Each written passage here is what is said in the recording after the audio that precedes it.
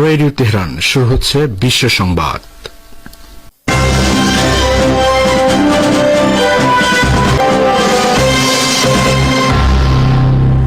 প্রথমে জানিয়ে দিচ্ছি সংবাদ শিরোনাম। শত্রুরা তাদের মনস্তাত্ত্বিক যুদ্ধের অংশ হিসেবে নিজেদের শক্তিকে অতিরঞ্জিত করে প্রচার করছে, বলেছেন ইরানের সর্বোচ্চ নেতা। কাতারের যুদ্ধবিরতির আলোচনায় অংশ নেবে না হামাস, সুস্থ আছেন কাসসাম ব্রিগেডের কমান্ডার মোহাম্মদ দেইফ। শেখ হাসিনা, ওবায়দুল কাদের সহ গুরুত্বপূর্ণ নেতাদের বিরুদ্ধে আরও দুটি হত্যা মামলা, গণহত্যার অভিযোগের তদন্ত শুরু। এবং রাজ্যগুলোতে মহিলাদের নিরাপত্তা নিশ্চিত করতে হবে, স্বাধীনতা দিবসের ভাষণে বললেন ভারতের প্রধানমন্ত্রী নরেন্দ্র মোদী।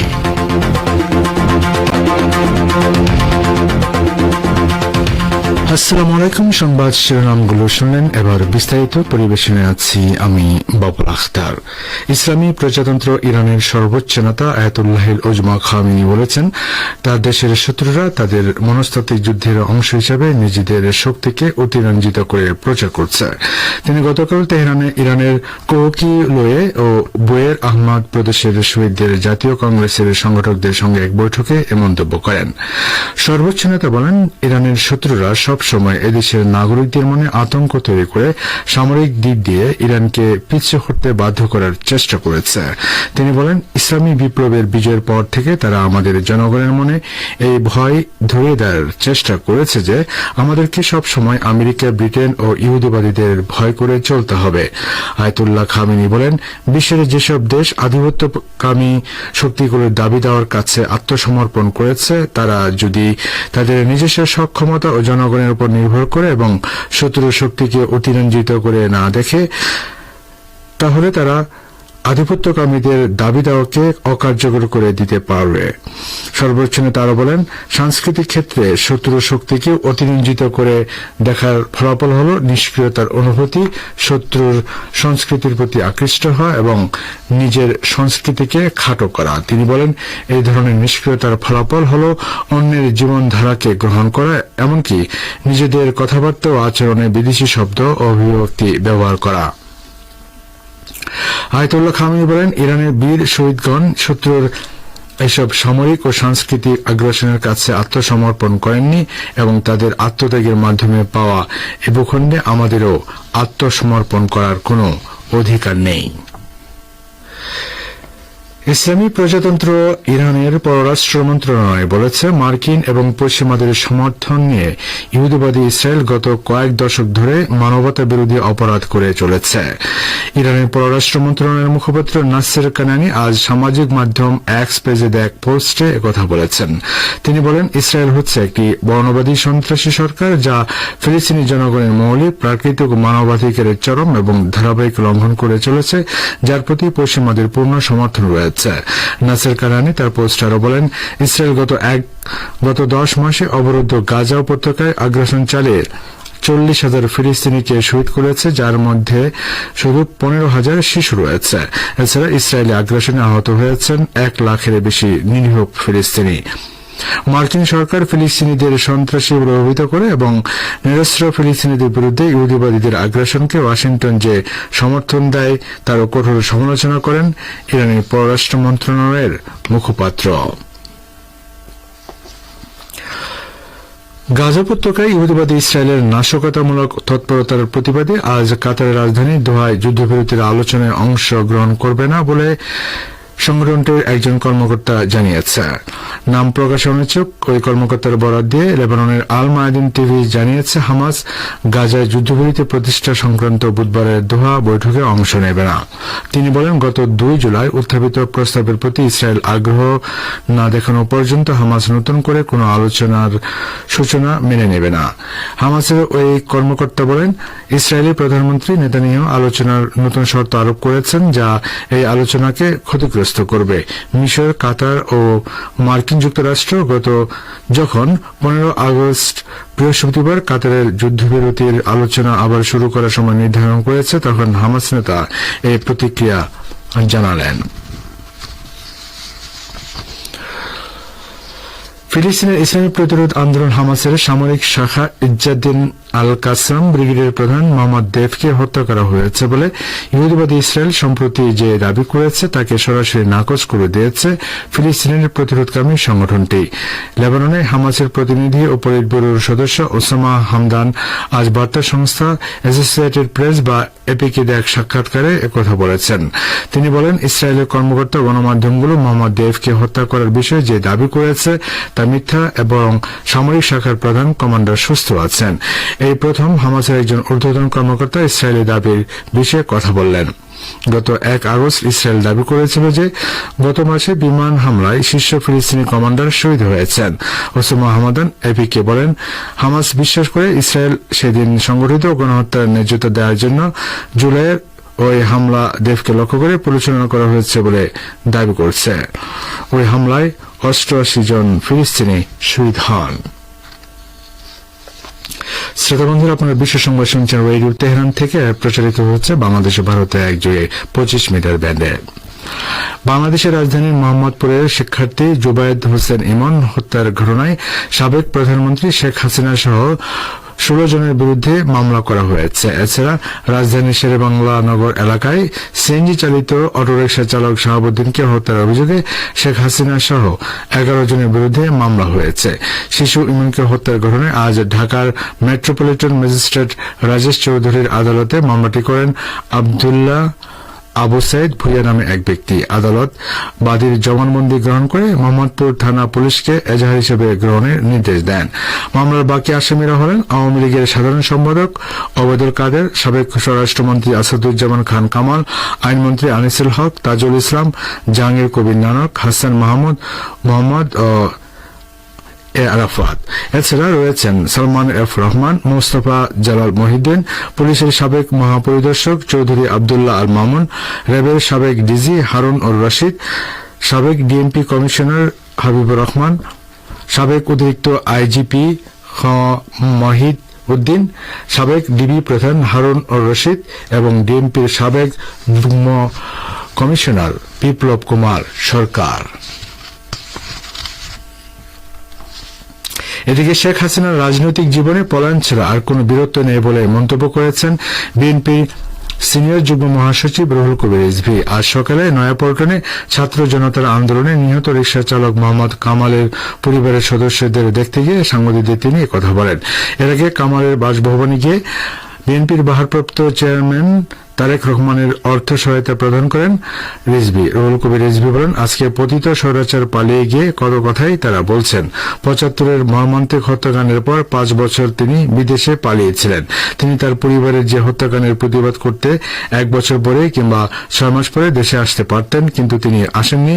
সাবেক প্রেসিডেন্ট জিয়াউর রহমানের সময় তিনি দেশে ফিরতে পেরেছিলেন। দেশে ফিরে তিনি ষড়যন্ত্র চক্রান্ত শুরু করেছিলেন।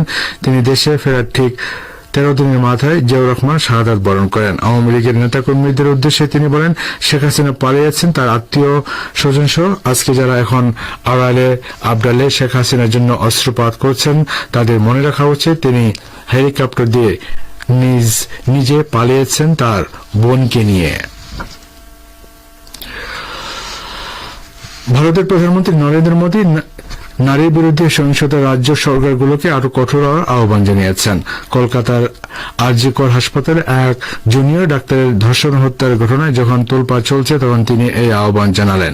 আজ ভারতের ৭৮তম স্বাধীনতা দিবস উপলক্ষে দেওয়া ভাষণে মোদী বলেন, বিমান বাহিনী, সেনাবাহিনী, নৌবাহিনী, মহাকাশ খাত সহ বিভিন্ন খাতে ভারতীয় নারীরা নেতৃত্ব দিচ্ছেন। পাশাপাশি কিছু উদ্বেগজনক ঘটনা বাড়ছে। আমাদের মা বোনদের বিরুদ্ধে নৃশংসতার ঘটনাগুলো নিয়ে জনমনে ক্ষোভ বিরাজ করছে। আমি সেই ক্ষোভের আঁচ টের পাচ্ছি। দেশকে, সমাজকে এবং আমাদের রাজ্য সরকারগুলোকে এসব ঘটনার প্রতি আরো গুরুত্ব দিতে হবে। ভারতের প্রধানমন্ত্রী বলেন, নারীর বিরুদ্ধে যে কোনো অপরাধের ক্ষেত্রে দ্রুততর সময়ে তদন্ত শেষ করতে হবে। যারা এসব পৈশাচিক কাজের সঙ্গে জড়িত তাদেরকে শীঘ্রই সবচেয়ে কঠোর শাস্তির আওতায় আনতে হবে। সমাজে আস্থা ফিরিয়ে আনতে এটা প্রয়োজন।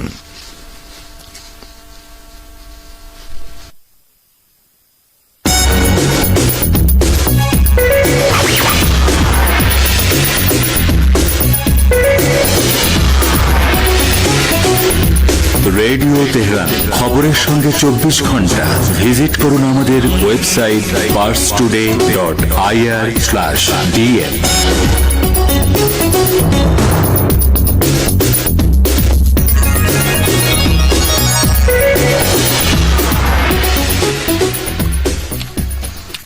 আবার ফিরছি বিশ্ব সংবাদে। ইহুদিবাদী ইসরায়েলের সঙ্গে সৌদি আরবের সম্পর্ক স্বাভাবিক করার প্রচেষ্টা চালানোর কারণে গুপ্ত হত্যাকাণ্ডের শিকার হওয়ার আশঙ্কা প্রকাশ করেছেন সৌদি যুবরাজ মোহাম্মদ বিন সালমান। বুধবার প্রকাশিত এক নিবন্ধে সৌদি যুবরাজের এই আশঙ্কার কথা জানিয়েছেন মার্কিন অনলাইন নিউজ ম্যাগাজিন পলিটিকো। মার্কিন আইন প্রণেতাদের সঙ্গে বিন সালমানের সাম্প্রতিক কথোপকথনের উদ্ধৃতি দিয়ে ম্যাগাজিনটি এ খবর জানিয়েছে। নিবন্ধে বলা হয়েছে, সৌদি যুবরাজ মার্কিন কংগ্রেস সদস্যদের বলেছেন যে সৌদি ইসরায়েল সম্পর্ক স্বাভাবিক করার লক্ষ্যে আমেরিকা ও ইসরায়েলি কর্মকর্তাদের সঙ্গে তিনি যে আলোচনা শুরু করেছেন তার কারণে তার জীবনে ঝুঁকির মুখে পড়েছে। অন্তত একজন কংগ্রেস সদস্যের সঙ্গে আলাপের সময় বিন সালমান মিশরের সাবেক প্রেসিডেন্ট আনোয়ার সাদাতের হত্যাকাণ্ডের প্রতি ইঙ্গিত করেন। তিনি বলেন, ইসরায়েলের সঙ্গে মিশরের সম্পর্ক স্বাভাবিক করার কারণে সাদাত নিহত হন এবং তাকে বাঁচাতে আমেরিকা কোনো ব্যবস্থা নেয়নি।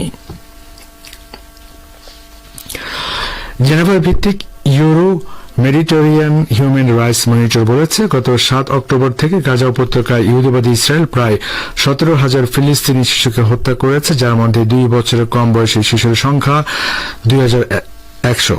সংস্থাটি বলছে, ইসরায়েলের বর্বর বাহিনীর হাতে নিহত ফিলিস্তিনি শিশুর সংখ্যা ভয়ঙ্কর এবং তাদের হত্যার এই হার আধুনিক যুদ্ধের ইতিহাসে নজিরবিহীন। ইসরায়েলি এই হত্যাকাণ্ড গাজা উপত্যকায় ফিলিস্তিনি জনগোষ্ঠীকে নির্মূল করার বিপজ্জনক প্রবণতাও তুলে ধরে। ইসরায়েলের সামরিক বাহিনী প্রতিদিন পদ্ধতিগতভাবে এবং সবচেয়ে জঘন্য ও নৃশংস উপায়ে ফিলিস্তিনি জনসাধারণ, বিশেষ করে শিশুদের উপর হামলা চালিয়ে যাচ্ছে। টানা 10 মাস ধরে কোন রকমের বিরতি ছাড়াই এই নৃশংসতা চলছে। তুরস্কের প্রেসিডেন্ট রজব তাইপ এরদোগান বলেছেন, মধ্যপ্রাচ্যকে আগুনের কুণ্ডলী বানানোর জন্য ইহুদিবাদী ইসরায়েল যে প্রচেষ্টা চালাচ্ছে তা মোকাবেলা করবে তার দেশ।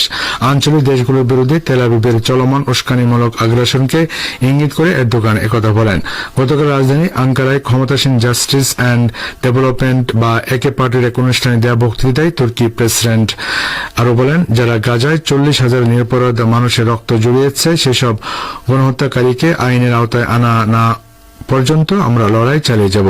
গত 7 অক্টোবর থেকে গাজা উপত্যকায় ইসরায়েলি গণহত্যামূলক যুদ্ধে 40,000-এর বেশি মানুষ শহীদ হয়েছে, যার মধ্যে বেশিরভাগই নারী ও শিশু। এছাড়া লেবাননে ইসরায়েলি আগ্রাসনে এ পর্যন্ত 547 শহীদ হয়েছেন। পাশাপাশি সিরিয়া ও ইরানের স্বার্থের বিরুদ্ধে দফায় দফায় হামলা চালিয়েছে দখলদার এই শক্তি। শ্রোতা বন্ধুরা, আর এরই সঙ্গে শেষ করছি রেডিও তেহরান থেকে বিশ্ব সংবাদ। সঙ্গে থাকার জন্য অনেক অনেক ধন্যবাদ।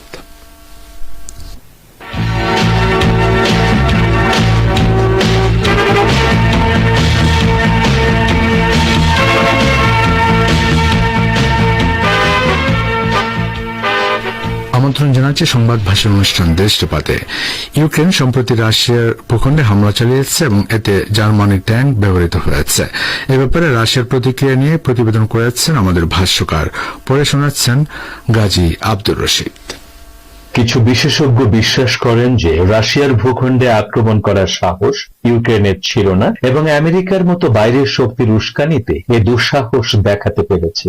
গত কয়েকদিনে যে ঘটনাটি সবার দৃষ্টি আকর্ষণ করেছে তা হচ্ছে আমেরিকা ও জার্মানির সহযোগিতায় রাশিয়ার ভূখণ্ডের একটি অংশে ইউক্রেনীয় বাহিনীর হামলা। পার্স্টুডের প্রতিবেদন অনুসারে ইরানি সংবাদপত্র কোরাসান লিখেছে, ইউক্রেনের প্রেসিডেন্ট ভ্লাদিমির জেলেনস্কি সোমবার রাশিয়ার কুরস্ক অঞ্চলে সাম্প্রতিক অভিযানের কথা উল্লেখ করে বলেছেন, রাশিয়া অন্যদের উপর যুদ্ধ চাপিয়ে দিয়েছে, এখন যুদ্ধ তার নিজ ঘরে ফিরে এসেছে। জেলেনস্কি আরো বলেছেন, রাশিয়ার প্রেসিডেন্ট ভ্লাদিমির পুতিন দৃঢ়ভাবে যুদ্ধ চান এবং মস্কোকে শুধুমাত্র শক্তি প্রয়োগের মাধ্যমে শান্তি মেনে নিতে বাধ্য করা যেতে পারে। পারে। অন্যদিকে পুতিন রাশিয়ার ঊর্ধ্বতন প্রতিরক্ষা ও নিরাপত্তা কর্মকর্তাদের সঙ্গে এক বৈঠকে যুদ্ধক্ষেত্রে সর্বশেষ পরিস্থিতি নিয়ে পর্যালোচনা করেছেন। এই বৈঠকে তিনি বলেছেন যে রাশিয়ার মাটিতে অভিযান চালানোর পেছনে ইউক্রেনের উদ্দেশ্য হচ্ছে ভবিষ্যৎ শান্তি আলোচনায় নিজের শক্তিশালী অবস্থান গড়ে তোলা। পুতিন আরো বলেছেন, কিয়েভ ভেবেছিল যে এই অভিযান রাশিয়াকে বিশৃঙ্খলা ও অস্থিরতার দিকে নিয়ে যাবে, কিন্তু তা ঘটেনি। রাশিয়ার প্রেসিডেন্ট বলেছেন, ইউক্রেনের সাম্প্রতিক হামলার পর স্বেচ্ছায় যুদ্ধক্ষেত্রে অংশ নেয়া রুশ নাগরিকের সংখ্যা বেড়েছে। তিনি জোর দিয়েছেন যে রাশিয়ার সামরিক বাহিনী পূর্ব ইউক্রেনে তাদের অভিযান অব্যাহত রাখবে। বেশিরভাগ বিশ্লেষক মনে করেন যে রাশিয়া খুব শীঘ্রই ইউক্রেনীয় বাহিনীকে তার ভূখণ্ড থেকে বিতাড়িত করবে। তবে তা সত্ত্বেও ইউক্রেনীয়রা সম্প্রতি রুশ ভূখণ্ডে হামলা চালিয়ে ক্রেমলিন নেতাদের কাছে বার্তা পাঠাতে চেয়েছিল যে যুদ্ধ দীর্ঘায়িত হলে রাশিয়ার সীমান্তেও নিরাপত্তাহীনতার বিস্তার ঘটবে। ইউক্রেনের পাল্টা আক্রমণ সাময়িক বলে মনে হচ্ছে, কারণ ইউক্রেনের কাছে দীর্ঘ সময় যুদ্ধের জন্য প্রয়োজনীয় বাহিনী নেই এবং শুধুমাত্র দোনবাস ফ্রন্ট লাইন থেকে রাশিয়ান বাহিনীকে পিছু হটার এবং রাশিয়ান সৈন্যদের মধ্যে ভয় ছড়িয়ে দেওয়ার লক্ষ্যে ওই হামলা চালিয়েছে ইউক্রেন। কিছু বিশেষজ্ঞ মনে করেন যে রাশিয়ার ভূখণ্ডে আক্রমণ করার সাহস ইউক্রেনের ছিল না, কিন্তু মার্কিন সরকারের মতো একটি বিদেশি শক্তির উস্কানিতে ইউক্রেন রুশ ভূখণ্ডে ওই হামলা চালায়। এক বিশ্লেষণে বলা হয়েছে, আমেরিকায় প্রেসিডেন্ট নির্বাচনের প্রাককালে সে দেশের জনগণকে এটা দেখানোর চেষ্টা করা হচ্ছে যে ইউক্রেন ইস্যুতে তাদের নীতি কার্যকর হয়েছে। এ কারণে পেন্টাগনের মুখপাত্র সাবরিনা সিং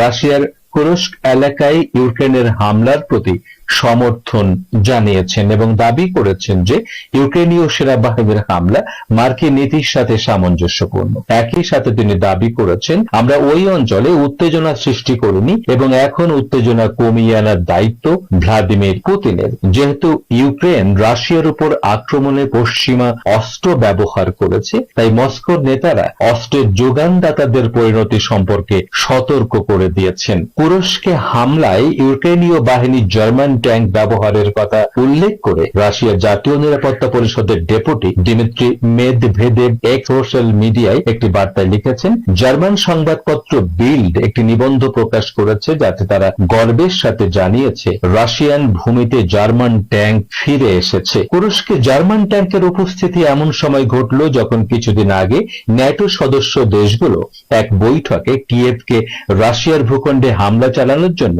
পশ্চিমা অস্ত্র ব্যবহার করার অনুমতি দেয়। রাশিয়াকে পিছু হটানোর জন্য ন্যাটোর এই পদক্ষেপ ন্যাটো ও মস্কোর মধ্যে সরাসরি সংঘর্ষের ক্ষেত্র তৈরি করতে পারে। সে কারণে জার্মানির কিছু কর্মকর্তা বার্লিনের পরিণতি সম্পর্কেও